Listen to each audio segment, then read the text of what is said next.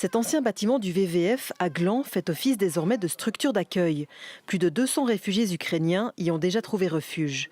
Ils bénéficient d'une chambre individuelle et d'un important soutien logistique géré par l'EVAM.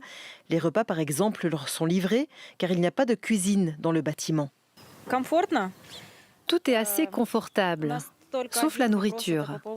Les repas et les horaires ne sont pas très adaptés pour les enfants. Sinon, ça va. Et le plus important, c'est que tout le monde se sente en sécurité. Tout n'est pas parfait. Il a fallu agir dans l'urgence. 2 mois, c'est court et il y a du monde. 3500 personnes officiellement inscrites dans le canton de Vaud. L'EVAM n'a jamais connu une situation comme celle qui se présente avec l'afflux d'Ukrainiens ici.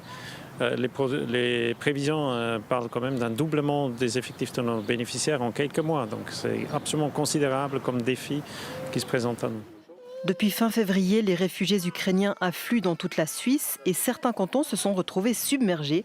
Une répartition équitable en fonction de la population est désormais instaurée. Les cantons entre eux, sur le plan fédéral, doivent faire preuve d'une solidarité pour que les choses se passent le mieux, parce que la clé de tout ça, c'est un accueil qui se passe dans les meilleures conditions possibles, et notamment veiller à une concorde entre la population arrivante et la population indigène. On ne sait pas pour combien de temps cette population sera ici.